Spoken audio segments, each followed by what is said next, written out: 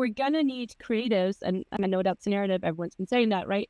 But it's not a push of the button, but the magic AI button that a lot of producers dream of having is not going to be there. So we're going to need a whole bunch of people who can work on this and make this happen. And we need people with those foundational skills to understand how to use AI as a tool to make beautiful art, visuals, movies that resonate, right? That actually have true human feeling in them. And I've been quoting Ben Grossman from Magnopus a lot, because he said that in his VS award acceptance speech, right? Where we can either paint the canvas that we have much quicker, or we're going to use this bigger brush to paint a bigger canvas. And you hear so many people not only talk about the whole vertical content that's having a boom, but we're also seeing more and more immersive experiences.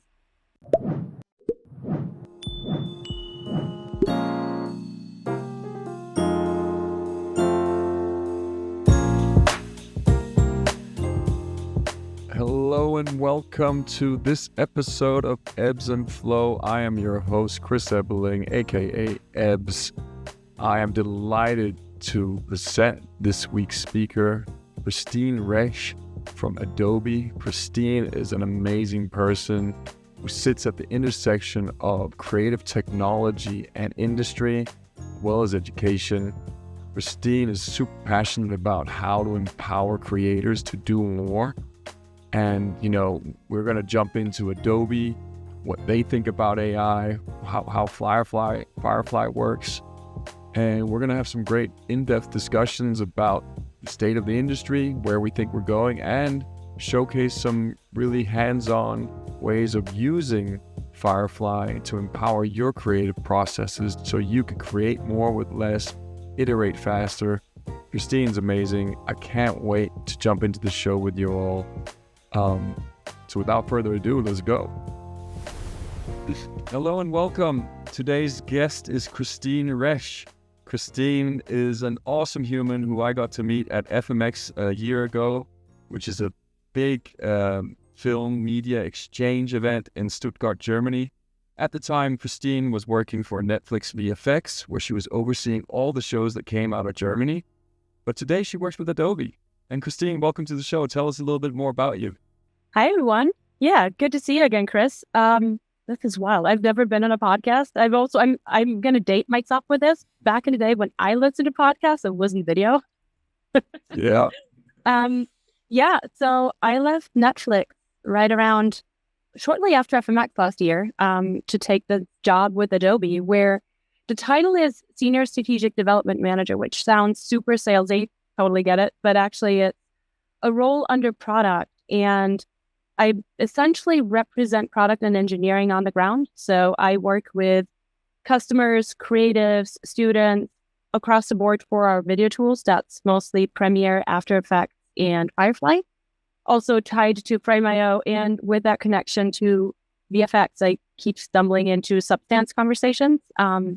So it's quite a large fleet of tools and applications that we're overlooking. And it's really just connecting with people out there, understanding their workflows, understanding their problems, helping them either find solutions with our tools, or if they're already customers, make sure they get their features pushed. So I'm that annoying person that's going to bug all these engineers about that bug you're having.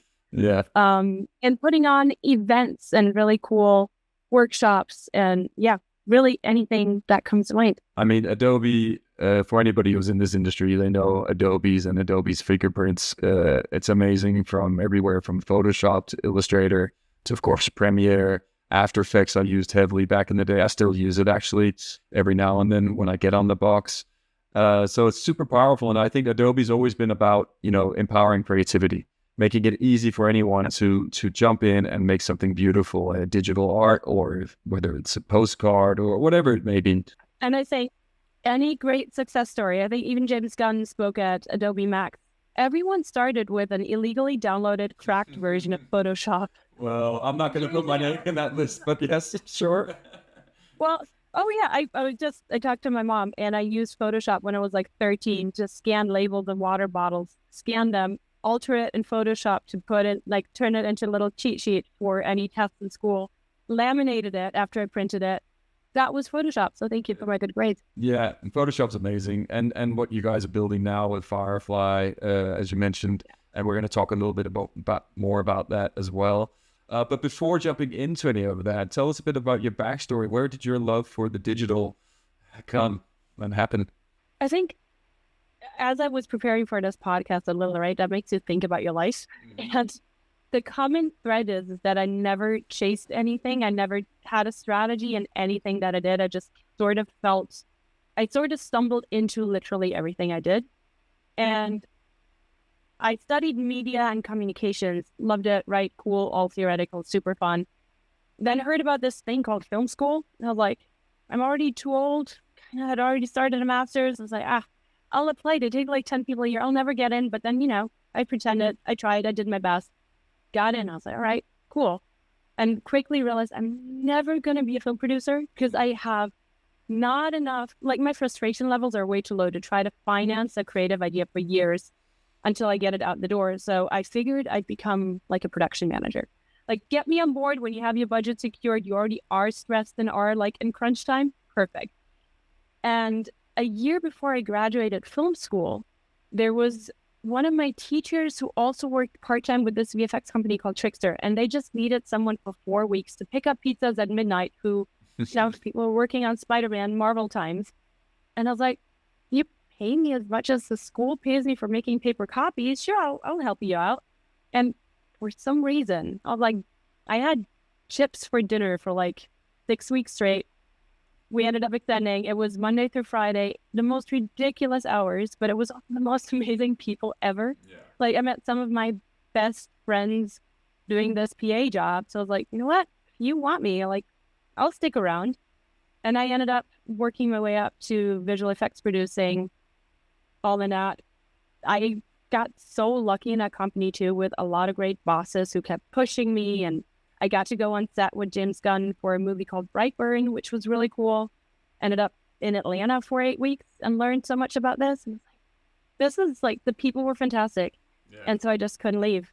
Quick stint with Rise Effects, and then the Netflix thing rolled around, and I thought I'd just go to Berlin for a couple of years and then figure this out. And I ended up staying for a little over 5 years. Yeah. And then the Adobe thing just kind of popped up on my radar. So amazing. Yep. And I love that story about, like, it wasn't really, I mean, only in retrospect can you see the path you took, right? Yeah. But you were open to opportunity. You were open to following your gut, right? Jumping on set. And like you said, like, movie magic and being on set or in the trenches with people who are making these movies or these productions, whether it's games, they're some of the most creative and fun people to be around. And that is, the process is really where we fall in love, and the camaraderie. And yes, the hours can be a bit crazy. But they're fun, right? Like, exactly. You could spend it with all these amazing people, but it was also a space where I got to be weird. Yes. Yes. I have like the weirdest memories. Shout out to the VFX supervisor at Rice, you know who you are, and who made me drunk order battle totes for Super Nintendo, where I at some point got a sound machine for my reviews just to like bring in that, or the Nerf gun fights. I think we've all had a Nerf gun fights in our careers at this point. I don't think I could ever work anywhere where that's not an option. So yeah, and it's finding digital art is worth that. Yeah, it's finding your tribe, right? Yeah, that's awesome. So tell us about, so now the role came up with Adobe, and you're a strategic development manager. You say it sounds salesy, but let's just break it down. Let's jump into it. What are you doing? Essentially, either you're one of the enterprise customers, or you're a creative, you're an editor, you're a student, and you're working with these tools, or you have an issue and you want to get into those tools.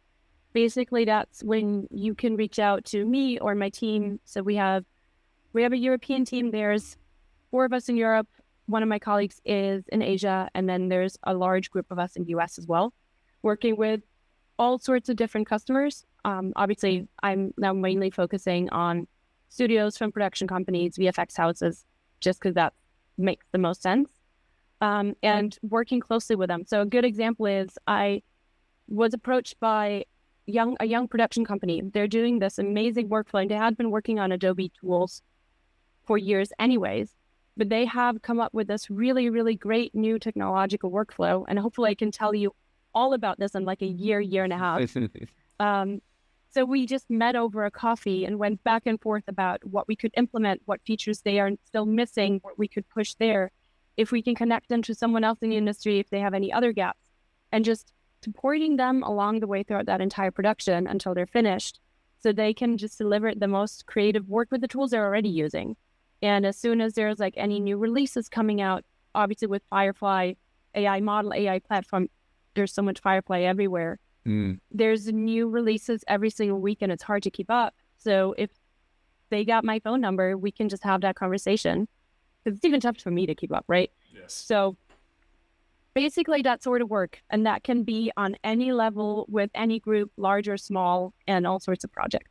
That's really cool. And I love what you say. It's hard to keep up, right? Because we are in a day and age now where things are just changing every week. I mean, every day I go on LinkedIn or anywhere on the news and you see something new and you're just like, okay, what's happening is a mindset shift, really, right? Like we have to be more adaptable than before. We have to be open to change.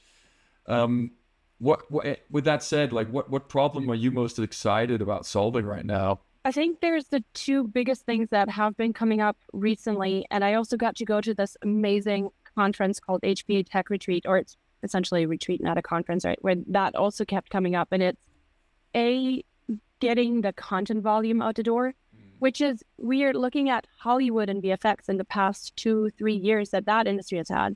There is an entire other side of this industry where we're, as Adobe, estimating you need 8 to 10 times more content. And I backpacked through Thailand over the winter, and all of the billboards that you see, they're like little clips. There's video content everywhere. So you got to figure out a way to actually cater and produce all of that content. Everything's hyper localized, and not just talking about subtitles and dubbing. You're actually seeing all the backgrounds, the environments, the characters, all of this. And I remember reading about an IKEA catalog like 15 or 20 years ago, and that was mind-blowing to me back then, where they altered some of the images to fit to the cultural references. And we're basically doing this just on speed. Yes. And so we need to figure out a way of enabling creators to actually cater to this volume of content that needs to be produced. And then on the other hand, and that goes hand in hand, you need a workflow, like a workflow that works out. And like you said, there's a new model coming up. At this point, most of these models are more or less the same. And if someone has a major release or drops the mic like C-Dance did, someone else is going to catch up with them 2 weeks later. So what the really important thing is actually having a proper workflow in place. Yeah. And having that flexible enough and pushing your content from left to right and working collaboratively with everyone else, rather than being on the latest model. Yeah. You got to that's a good point. And I never thought about the billboards and hyper localization that way. So that's a really, really good point. Because I've always looked at it like, again, you worked at Netflix, but you got the Netflixes, you got the Hulus, you got all these, like all the content that's just being plastered out there, right? And then for gaming, you got the Steam store, and there's so much content, right? And then you've got social media, and there's so much content, right? But adding billboards to that and hyper localization, and billboards aren't static anymore. They're animated, they're movies. Oh my God. Like, And if you look at subways, right? Every single subway stop, and granted, yes, I'm sure a bunch of people listening, or some people living in Asia, like you know this, you're used to this, right? But I walked up there and I was like, it was everywhere, no matter where you go. And who's supposed to produce all of this? And we're gonna need creatives. And I mean, I know that's the narrative, everyone's been saying that, right? But it's not a push of the button, but the magic AI button that a lot of producers dream of having is not going to be there. So we're going to need a whole bunch of people who can work on this and make this happen. Yeah. And we need people with those foundational skills to understand how to use AI as a tool to make beautiful art, visuals, movies that resonate, right? That actually have true human feeling in them. And I've been quoting Ben Grossman from Magnopus a lot, because he said that in his VS like award acceptance speech, right? Where we can either paint the canvas that we have much quicker, or we're going to use this bigger brush to paint a bigger canvas. And you hear so many people not only talk about the whole vertical content that's having a boom, but we're also seeing more and more immersive experiences. You mentioned gaming, right? But and not just thinking about the sphere, but all sorts of different theme parks. Yeah. I know so many people who are currently working on theme parks and experiences there. And that's far beyond the, the little moving stage that we did when you were like 6. And the biggest thing that happened to you was this little gust of wind coming from the other side. there's a lot of stuff happening, and that also needs a lot of people and a lot of creativity and a lot of taste and skills. And I think it's fair to say that those don't replace the common entertainment we have, right? Like we still listen to radio, right? Radio didn't die. We still go to theater. We still love a live performance. So the cinema didn't kill that. But these additional experiences and what you're speaking to, like location-based entertainment.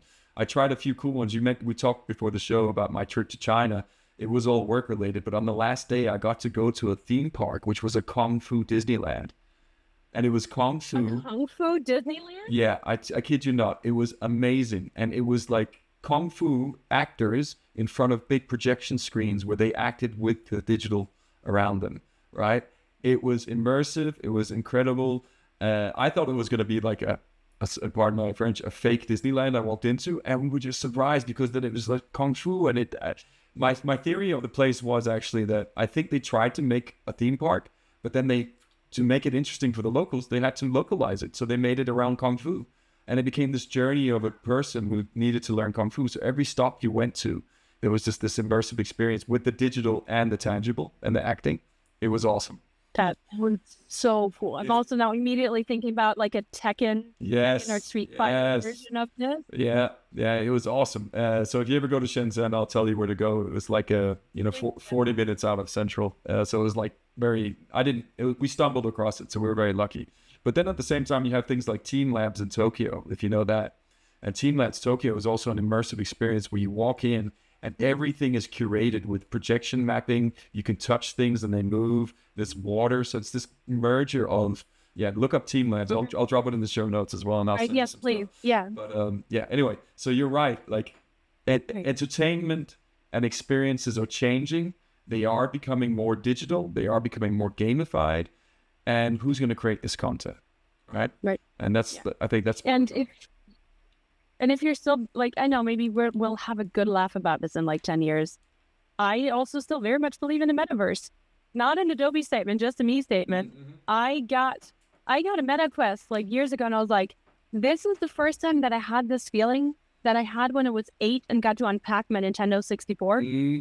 Like, this thing where like, this is different, and you put it on and it's like, oh, this is wild. Yeah. Yes, I got a little nauseous here and there, and there's still quirks we definitely need to figure out about this. Yeah. But this is going to be such a fun space too. And once you're talking 360, and I think same with video games, I don't think you were at that View conference, but when they had a presentation on Horizon, and I was like, well, gotta buy a PlayStation now. Yeah. And having how you tell that story and how you still need to lead the player through the storyline with visual cues, because now that they have the option to look at everything, wanting to look at one specific spot, you got to figure this out. So you're probably going to need AI to generate the other 300 degrees so you can focus on your 60. Yes, exactly. And how's the narrative going to change, right? What are this like storytelling language for film has been 100 years in the making, right? If not 100 and more years. But now with this, being able to look around, what's the new story? What's the new foundation? What's the new framework of telling stories? Amazing. And you mentioned Nintendo 64, so shout out to you, because that is the best console of all time, hands down. It is. Thank you. Yes. GoldenEye and Mario Kart. I could sit there with my friends again, the community aspect of it. Everybody got a controller, 4-player. Let's go. Oh yeah, and the biggest blister you got? Mario Party, where you had to Mario Party. Noodle. Let's go. Yeah, Mario Party. Pokemon Stadium mini games. Mm-hmm. Yeah, and Smash Bros, of course. Smash Bros was up there too. Brutal. Wait, okay, so important question though. What was your totally off topic? What's your starter Pokemon? My starter Pokemon. I'm sorry to say, I don't play Pokemon. So we might have to cut this out. Okay, but I'll tell you I'll one up it though. Before the age of internet, and now I'm showing my age, my student job as a 17-year-old, I worked for Club Nintendo in Scandinavia. So when people couldn't find their Pokemons, they had to call us, but we have They call you? Oh, you were at that hotline? We were the hotline. Yes, ma'am. Yes. Yeah. So I love that. I'm that old school. I had to beg my parents to buy me these printed books. The magazines. Because you know how at some point else, the magazine, the cheat sheets, and where they had an entire walkthrough, and they were like 30 Deutschmark. Yeah. That was a lot of money for my parents. Yeah. So at some point, I think after I started whining for 2 months of being stuck in this level of Zelda, I was like, fine. Oh, you could have just called. You just called me. I was on the other line. I didn't know I could. And I thought, no, that was a dream job. I mean, that was amazing. I'll look back and and this is not about me though. This is about you. So let's stay in that lane. I need to hear more about this. We can talk about it another time. So again, now you're at Adobe. Things are changing fast. We need more content. Adobe's obviously answering the call with the amazing tools that you guys are putting out. Tell us a bit more about that. What are you building? What are you guys using? I mean, there is such a long list of things. So I figured I'll just focus a little bit on the one tool that makes most sense for everyone, and that is kind of accessible across the board, which is content Firefly boards. So Firefly, most people know Firefly as the generative AI model, right? That's commercially safe and copyright cleared.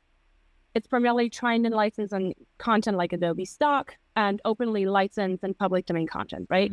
So we're making sure that if you use that model, the model that we oversee essentially is really still very much focused on the creatives as well. But there's so much more to Firefly. There's also the Firefly platform, and it's an entire platform with all these other models as well. So we'll meet creators where they're at. Like you know best what's best for your project. You know which lane you're going to take if you need the Firefly model or if you want to go with Nano Banana. That's totally up to you. But anything that's uploaded on Firefly, the platform, or any of the other Firefly applications, we have agreements with all of these partners. So none of that ever gets fed back to those tools for training. That's awesome. So for not just enterprise and student licenses are included for that for individual users. So if you had your own license, you could also at this point use Kling. But we're guaranteeing that any of the reference footage that you're uploading and anything that's generated is going to stay with you. It's not going to go to Kling. It's not leaving the little Adobe bubble. That's good. And obviously we need some sort of access to the material to move it around to actually, use AI, but it's all you. You own it.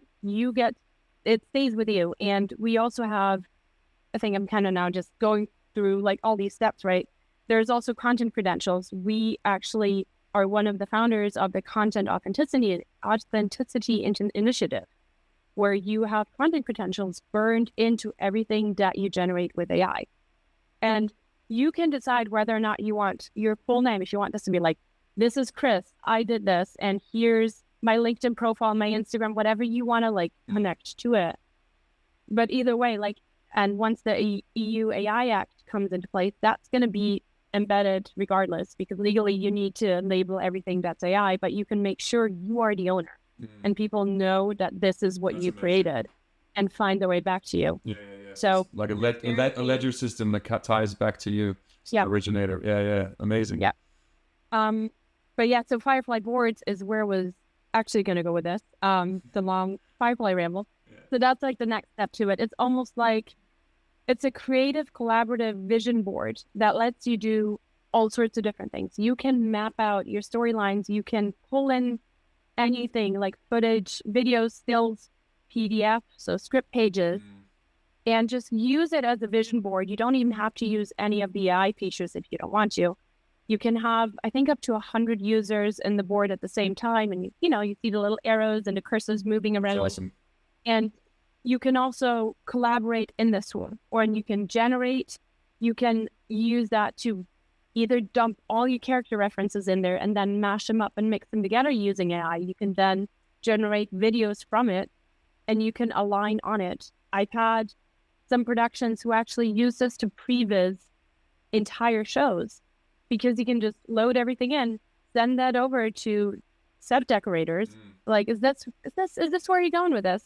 They come back to it. You can have your DOP in it and give you some sort of visions and references that they're going after. Yeah, that's awesome.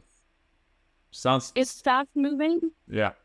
Empowering creativity, fast moving. Yeah. You can just align on it. You're looking at the same thing. you can actually, with this tool, you can basically play around, have a lot of fun, bring back the creativity and be a little goofy with it too. Yeah. But you can also make sure you have everything planned. So your production phase is just the execution. Yeah. And I saw that in some of my previous jobs, right? What takes up the most time is prep and development. And everyone's complaining about VFX, right? And how VFX is always so expensive and it takes up the longest time. It's like, I'm sorry, haven't you been developing the script for like 2 years? Yeah, exactly. Come on. Yeah, and making changes once we've started production, right? Exactly. And then you're coming around in post in VFX and you thought about 500 new VFX shots and you're a little worried that these will take us 3 to 4 months, which is already pretty good. Yeah. Exactly. So having something in place for prep is actually going to help everyone be better. And from virtual production shoots to VFX to everything else, it's so fun. Yes. I also just planned out my living room with this. So awesome. That's cool. Yeah. And I think the key there is making it fun, accessible, easy to use, so people can jump in and fool around, like you said, so goof around. And when we have fun and we let go a bit, we actually learn easier. I think that's cool. And we're kind of, with AI, we're seeing a shift more. From my perspective, we all got to be more generalists. I mean, we're coming out of an era of hyper specialization, and where CFX artists at some point made more money than a VFX show side supervisor because there were like 5 good ones out there. But now with AI, where you're not going to control every single pixel, at least for the foreseeable future, you gotta have a better look at storytelling and how everything else ties together. Which also then brings us back to the whole workflow. We're still going to need these people who are really, really great at this and going full nerd mode and are able to create these pictures to a great level of quality. But for that collaboration aspect, we're all kind of stumbling into this creator role. Yeah. Some better than others. And I'm showing you one of my boards that I've been playing around with. And literally, I worked on this for like a day. This is like a first iteration, right? I did not spend all of this time refining it. And so it's basically, let's roll with circus adventures, right? So this is the interface. When you start a new board, it's just a blank canvas and you can load in anything you like. So on the right here, you've got Adobe Stock if you wanted to. You can also just drag and drop your own photos or reference images in it. And this is just a random goof off I had with a good friend of mine where, like, if we were to go to a circus, we'd destroy that place accidentally without even wanting to. And I also not a screenwriter. So I just had GPT kind of give me like a fun little storyline with 10 scenes. And one of my best friends is an incredible writer.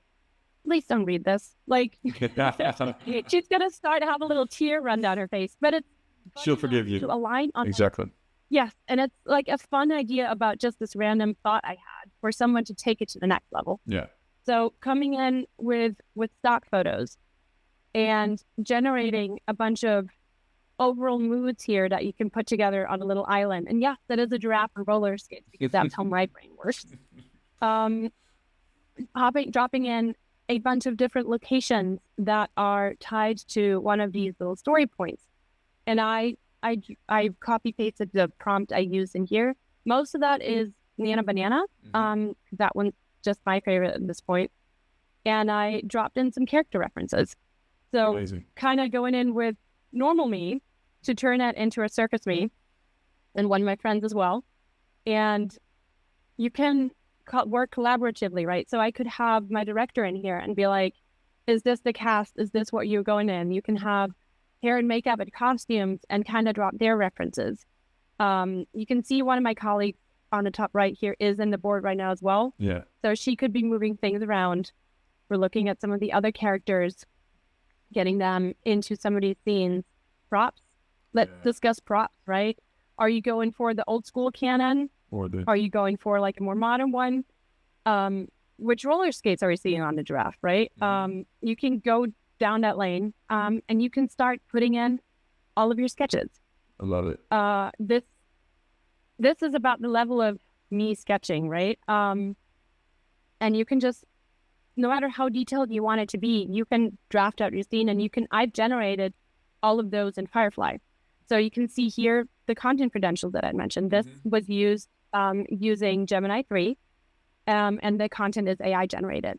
And if you were to upload that into the content credentials website, it would actually just show you when I created this and kind of create a little tree. Awesome. My license would say Adobe because I'm on my Adobe license, but if you're personal, it could say Christine Resch, here's my LinkedIn, right? Mm-hmm.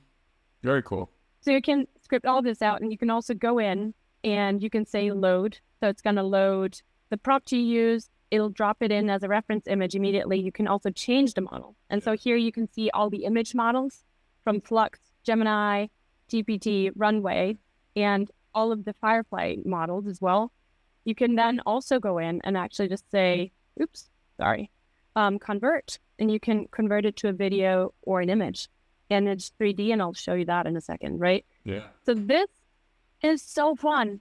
And then you can go in with the different plot points. So cool. So powerful. I mean, and how long did you say you spent on this? This was like a Friday. Yeah. I just played around with this. And now imagine someone who actually has like a super creative eye, has a vision, and has a little more time. Yeah. Imagine what they can do. And so basically the next step, which that's the funnest bit, right? Yeah. I had my location here earlier, and I had my scenes, and I basically just used all of these and said, take this reference, take these character references, and take this scene and remix. And I'm basically saying, take all of these and throw them in together. So this one's maybe a little more visual. I'm saying, take the sketch of them getting mistaken for circus actors, take these costume references and put them in this scene. Yeah. And it'll remix, and this is going to take a little too long, right? It'll remix it into, it's going to give you 4x4 variations of it. And then you can get this. I'm dropping it in here. It's going to take a minute, but it's fine. You can also go in and refine. Yeah. You know how I mentioned maths before? This is doing math. Yeah. This plus this equals that. It's amazing. Yeah. That's the level of math that I can do. Yeah, me too. And my dad was a math teacher, so there you go. Brutal. Brutal, yeah. And also, I mean, still, right, we talked about AI slop before earlier. Yes. And it still is AI too, right? So when I went in and I had it use these references, so this plot line here is the character accidentally like pulls a lever, a curtain opens, and you can see all these circus artists getting ready, and the giraffe roller skates kind of exposed. It kept mixing up the sketch with the curtains because it didn't really know what to do with it. So I can just go in here and say, edit, and say either insert, remove, expand. So I actually just went in and inserted the curtains right here. Bang. And the weird question mark went in and said, remove the question mark. Like, you can refine your image here, but you can also, if you're like actually going in depth with it, send it to Photoshop and actually go and refine that first reference frame. Yeah. Refine it to where you need it to, and then generate with it. And so if you have those matte painting skills or like those, the matte painters I'm talking about, the ones that we've had the pleasure of working with on all our VFX journeys, like then they can get in there and spend maybe half a day on refining something that you really want to direct. Right. And it will just be, it'll be, one-to-one. It'll be theirs. Yeah. Amazing. And friends don't let friends generate text to video, right? So you can go in and you create a text to image first until you refine that photo. And then you can start creating that and turning that into a video instead. With sound. So, yes, with sound in that one. Love it. Which I'm going to mute for you. Okay. But you can just go with it, right? And start with a frame and then turn this into a video. That's amazing. So you also make sure that you're getting to that point first before you start creating videos. Exactly. And then go in and open those in Premiere. Yeah. And if you want to refine your editing or you want to add another soundtrack to it, there's so much you can do with this. Also, I think this is... Let's see, what did I drag here? You can go in, and so if you have your preset features, so down here, you've got all sorts of image and video presets that you can work with from like different camera moves. Yeah. Nice. But you can go in and say change pose. So I took this reference and just said change pose and gave it a written prompt of saying make her juggle. Yeah. And then went in and just generated, I don't know what this is, me trying to convert it to 3D. Cool. You generate a prop. Just go in. I was like, give me some juggling pins. I converted those to 3D. So actually, let me convert that to 3D real quick down here. And you'll see that in a minute. But basically then went in and grabbed the pose and the prop and said mashup. And here's me juggling pins instead. And then actually I thought what would be way cooler are those fire sticks, right? Yeah. So I generated the fire sticks. I was like, actually product swap in the presets down here. Went in, you go in, you grab the product swap and it asks you for a scene and a product. And I just took this and the product and it gave me fire sticks. Yeah. So the level of controllability is pretty detailed, right? Like, and even from going back to your stick figures, you can even revisit those, draw on new stick figures, have them laying down or change the pose, change the framing, and then put that back into, and you're just fully in control. It's amazing. Yeah. And you can go add to scene here. That's also like a simple preset. If you don't want to use the remix feature, you grab your reference and you grab your character and say remix and it drops it in there. You can then send it to Photoshop, right? Refine that as a first frame. We can remove text from anything, but that really lets you play around, align with all of your creatives on this project. You can build your own little island. And I also went in and did a little title sequence here, right? So I created just a writing of Circus Adventures in front of a chroma key background. Sent that to Premiere, put it on a timeline, went in with the Ultra Key effect, also had created this mood, layered this. So much sound on it. That's good. I like a bit of sound. I turned it into video here, and then... Wow. Now, imagine you're actually someone who does titles, right? And you have that eye and you can add more light reflections to it and you're really a pro with this. There's so much you can do. And this is me on a first try on a Friday in like 15 minutes. I love it.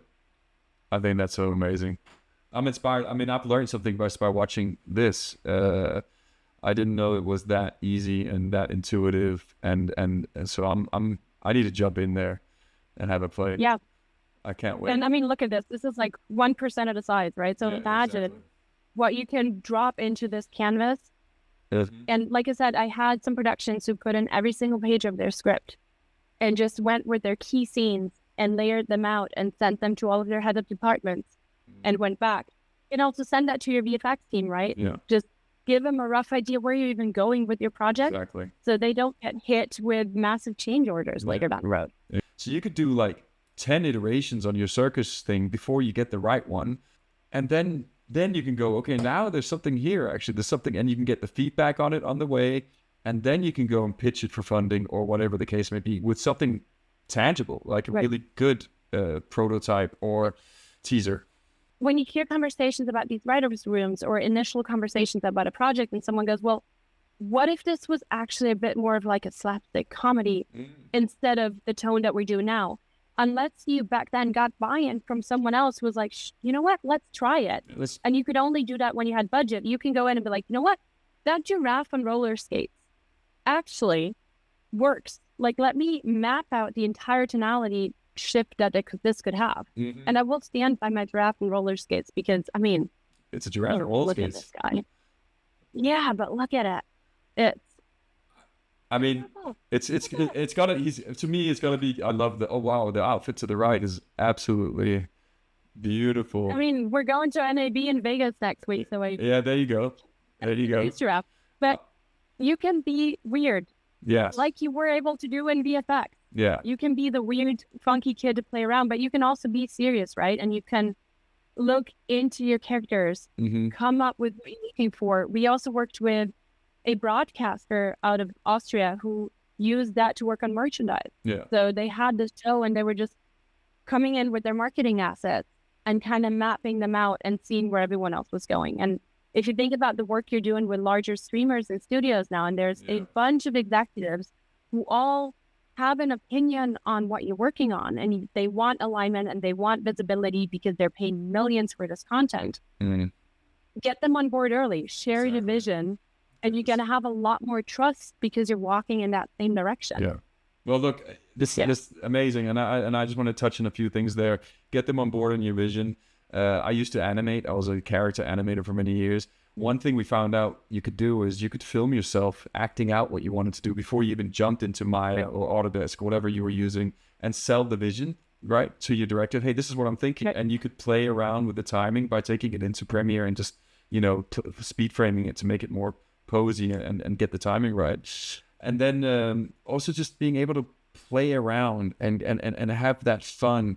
And I think you mentioned it in some ways, like sometimes it's the happy accidents that happen when you're allowed to, when we don't take things too serious, right? Like, let's be a kid, depending on and let yourself be a bit silly, because through silliness, I think we do find innovation. I think we find the things that we are not normally kind of conditioned to think, Like, the world does get a little bit square sometimes, and here we are sitting in two little squares. But like thinking outside the box happens through play and silliness, I think. And so, I just wanted to highlight that these tools allow you now to do that at an iterative level and much faster to get, as you said, buy-in. Oh, let's test it out. Let's see if it's fun.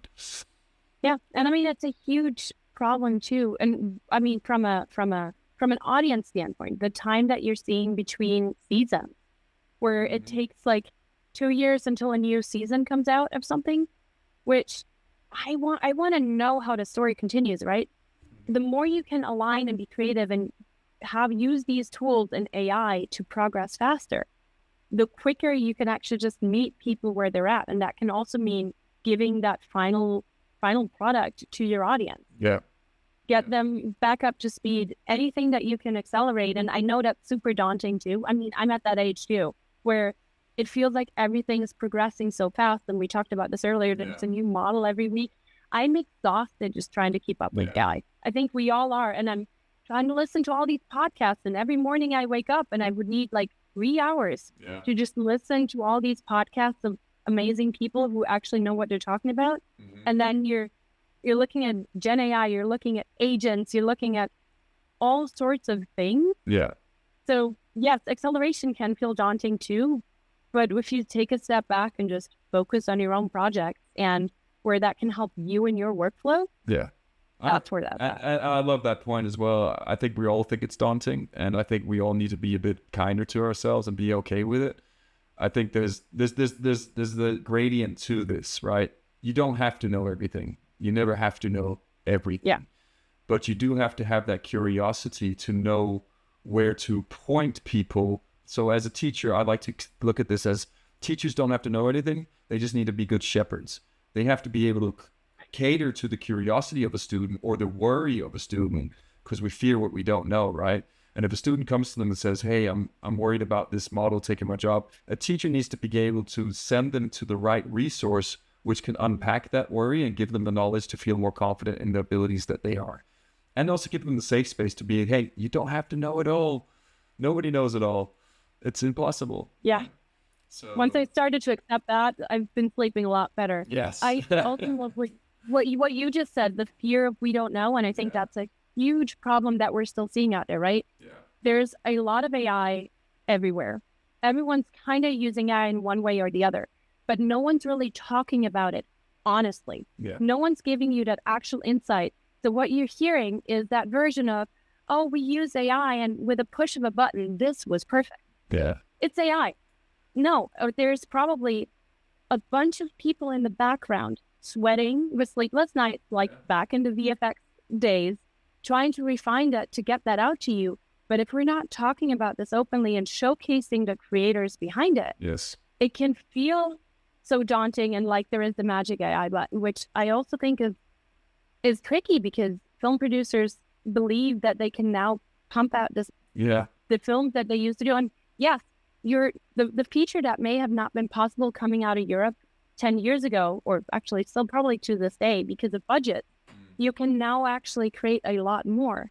But budget never went down. Come on. No.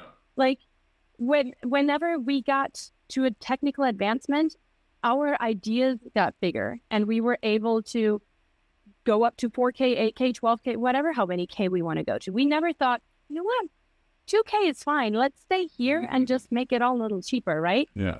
So I hope that in the future too, we talk a lot about more of the AI uses, how much time it actually took, how much it actually cost. And you can't really predict costs at this point. No. When you talk to AI filmmakers, they don't know if they're going to finish 2 shots or 20 that week because you never fully know where that's going to go. And I think that is such a huge misconception. But with that, as a student, I also wouldn't really know where to go. But I think what you want to do is play around with these tools, right? Yeah. Like even just a little. Listen to that one podcast a week.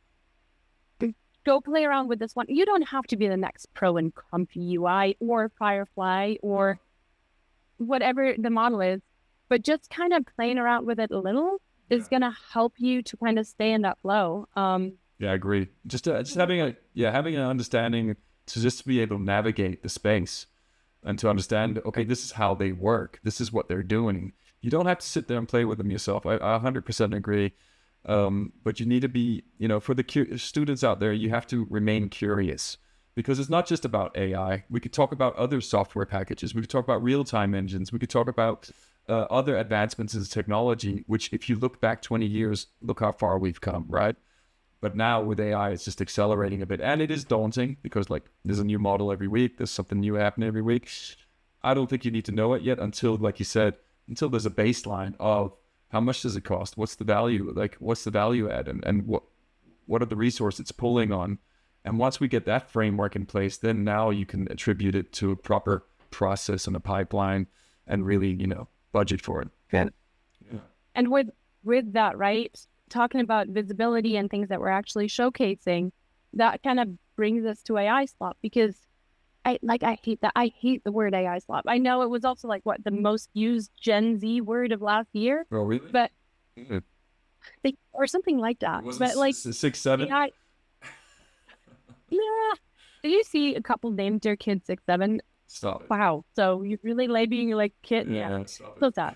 No, that's parenting slop, not AI slop. Yes.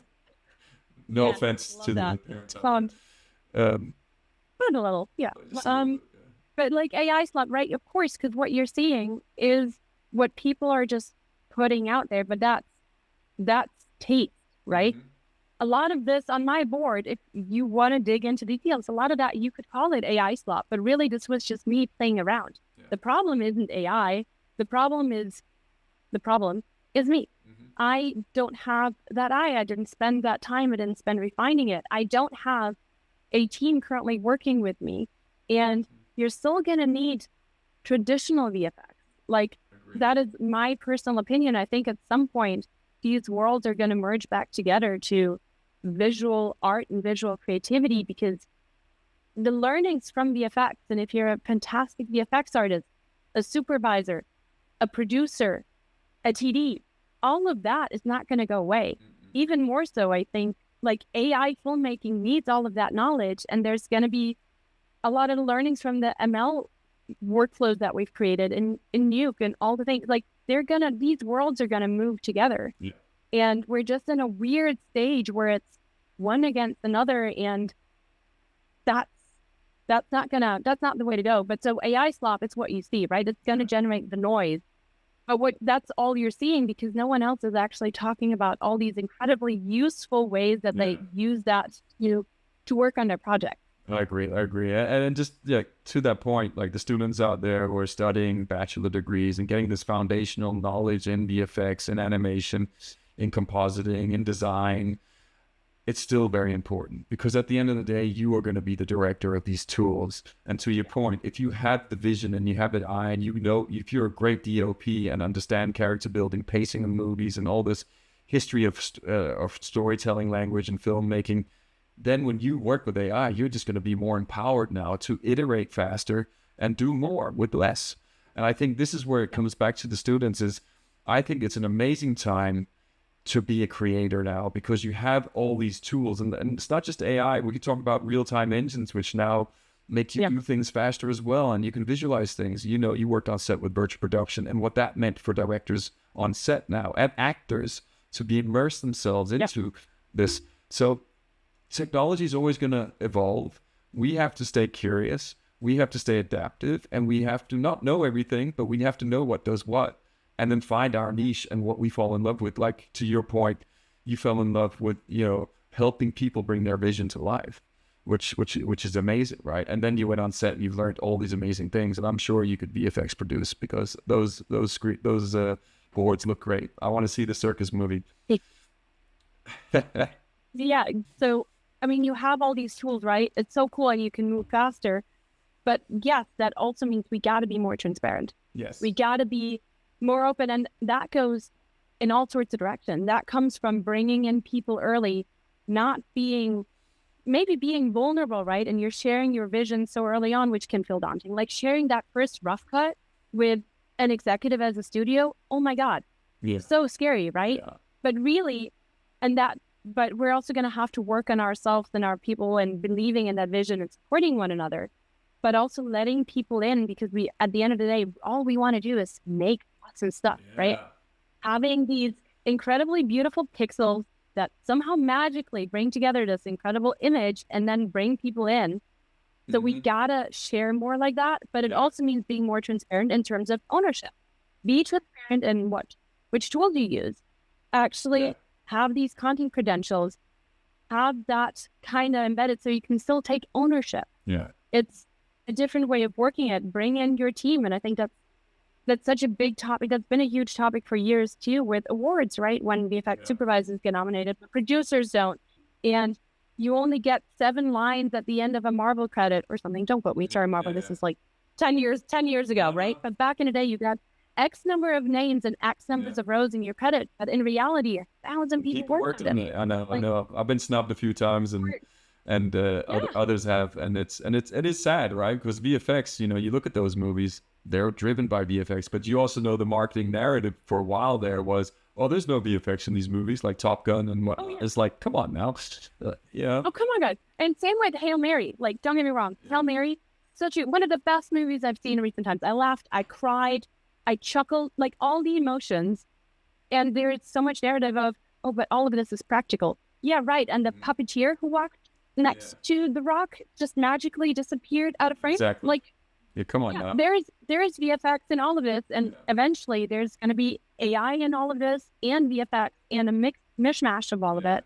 Like, let's be transparent of the work that went in there, and honor because we're all creators. Honor the artists, honor the workers. Yeah. So I'm so proud of Adobe for starting that content initiative. Honestly, because we want to enable everyone to create, but everyone should also be able to take ownership for that. And at the end of the day, it is going to require a lot of skilled, visionary, fun people to bring this to life, no matter what tool you use. Yeah. And if you want to come back and hand draw that, so remember Kiss the Frog? That was like this Disney movie that came back with like all hand painted animation. Oh my God, it was so good. Like it's not going to go away. There's also an art to that. There's an aesthetic to it. Yeah, there's an aesthetic and a time and place. Like again, like we mentioned at the beginning, I mean, movies didn't replace theater. You still want to go watch live performance because there's a power in live performance. There's a power in being there with an actor in real time and hearing them and, you know, seeing them sweat on stage. So there's magic in everything, and it's about what we like. And look, Christine, absolutely amazing to have you on the show. I'm sure we could talk for another hour, but I think we should probably not do that. Where could viewers find you, or like if they want to learn more about these tools that you've shown, where can you send them? The Shepherd, send them somewhere. I mean, all of this. Like if you wanted to find me, I feel like I'm easy to find. I try to make myself easy to find. I believe in connections and networking, right? And I think we got to make it easy for people to reach out more so now than ever. So I'm on LinkedIn, I'm on Instagram. Any questions ever, just reach out, or if you ever want to have a coffee. And I'm going to a lot of these conferences, FMX, maybe Annecy, View Conference, all of those. my favorite times of the year. Yeah. Just, walk up, say hi, or like shoot me a message if you need connections to someone, right? Yeah. All we can do is help out there, and it's brutal. So Yeah. let's make sure we all just connect our dots together. And I think for learning, it's tough to know where to start, right? I don't think you need to go to film school to actually become a creative, but it's about connecting with other people, finding that group of people, talking to people. And it can, as a student particularly, it feels like you have nothing to bring to the table, but just asking questions, asking people about their path can start a conversation. And you don't have to have this one conversation where you learn everything and ask all the smart questions. Have a 5-minute exchange. And when you have that question, reach out to those people. Yeah. There's a bunch of Adobe workshops and seminars and webinars that we're putting on, tool specific. There's YouTube channels. My colleague Carl has an incredible series on working in Premiere. Just keeping an eye on that. I listen to a bunch of podcasts. I'm not going to give a shout out because then I would need to shout them all out. But just listening to podcasts, going to the FMX and Views and NSCs, and sorry if I'm forgetting somewhere, right? Go to these, listen to these presentations. There's actually a lot to learn from them. And you got to go a few years in a row, because the more people see you, like you got to go the first time to actually understand how it works, you're overwhelmed and you don't know what's happening. The second time, you kind of know how to work it, which presentations you want to look at. And the third time, you're a familiar face and you're actually connecting with people. Like, you got to be patient on all of these journeys. Yeah. There's, you asked about paid content as well, right? I don't believe anything needs to be for free, because there goes a lot of work into this. There's like, if there's people who can work with YouTube videos and learn from that, go you. Like, I'm so jealous. Like, it's incredible. That's not how my brain works. Sometimes you also just maybe gotta invest in yourself, save up, and 100%. Go in and do this. Or do one of these workshops, even if that maybe means paying like €100 for a train ticket to make it there. And I know, like, €100 as a student, oh my God. I mean, still, I'm cheap, I'm German. But sometimes that is worth doing, investing in yourself. So there's no better time than now to invest in yourself as well, if you know what you want, right? And I agree with you. Like, FMX, it's not always about, like, this to take like these conferences. It's also practicing your social skills, your human skills, right? Like, when you go there as a first student, I'm sure you're pretty nervous and you don't talk to anybody. You need to break down that ice and be okay with talking to people, because at the end of the day, like you started off the show by saying, you find your tribe. We're all the same. We all love working in this industry. We love the creative space. We love technology. We love storytelling and entertainment. And we love the people we work with. So we're actually all the same on the inside. So once you do break down that kind of board and start talking to them, I mean, I've learned a lot from just talking to students, because to understand where their head's at today, where they want to go. And also, really, you only know what you know when you're talking to a student, right? Then that's really when you really understand the experience you have and have to kind of regurgitate your experiences to kind of pass on to them, put you in a position of really teaching.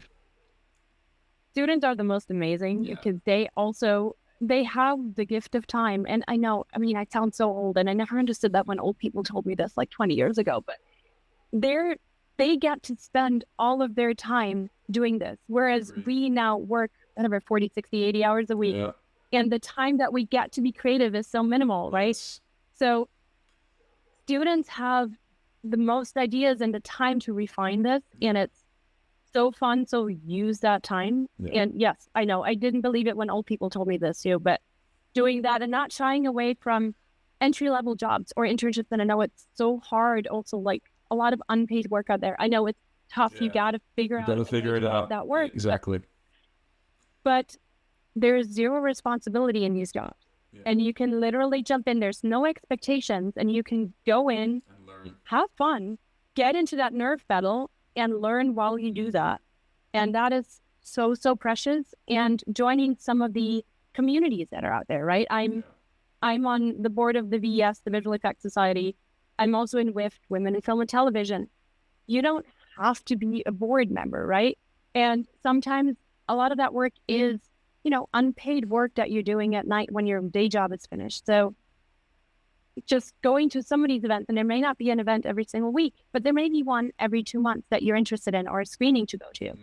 and not going in with expectations of learning everything perfectly at one of these events. But if you just have one community and you participate over the next 10 years, you're going to build your tribe. And one cool connection is already going to be maybe that person that you grow with and start a company with in 30 years. Like, how cool is that? You don't know what's going to come out of that. Yeah, be nice to people when you meet them.